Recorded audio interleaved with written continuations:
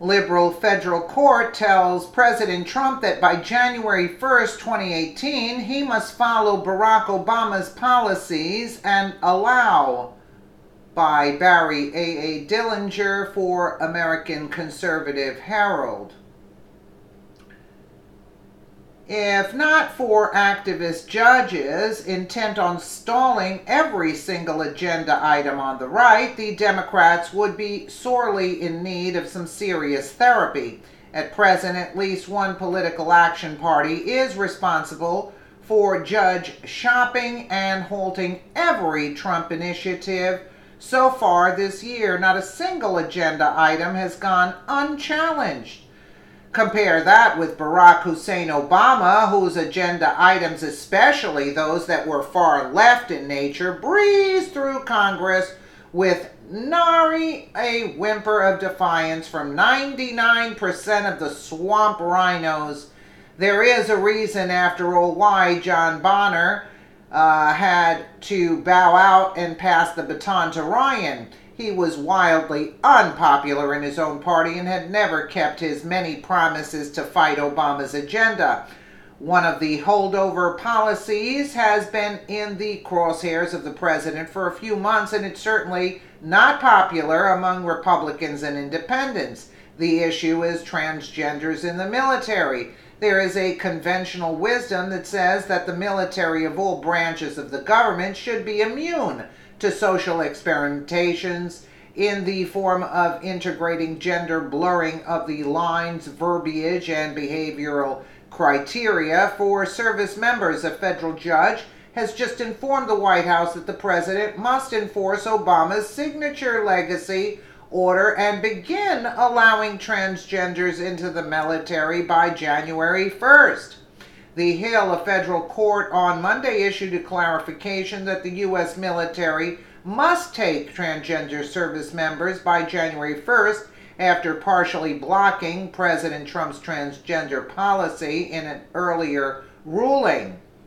Last month, a judge on the U.S. District Court ruled that the president's order to ban new transgender recruits from joining the military, as well as potentially expelling current members, cannot be enforced while the case is being reviewed in court.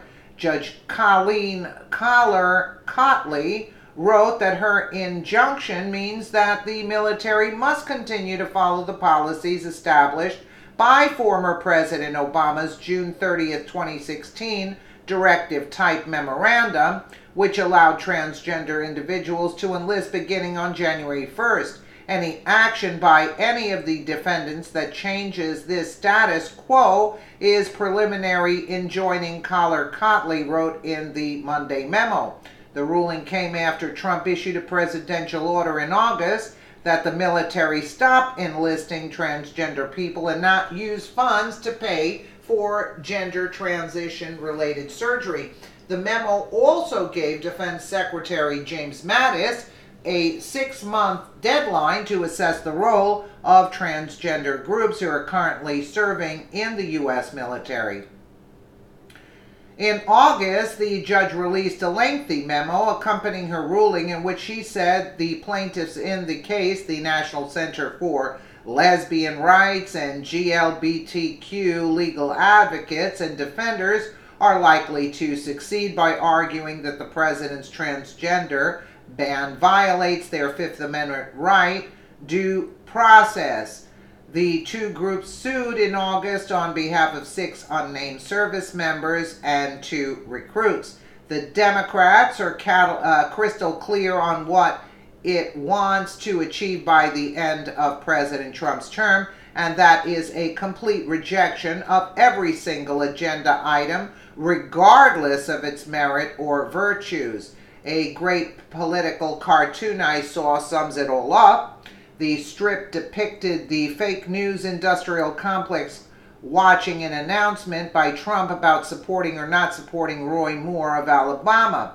The headline on one newspaper read, "Trump supports child molester Roy Moore," while the other read, "Trump turns back on his party candidate."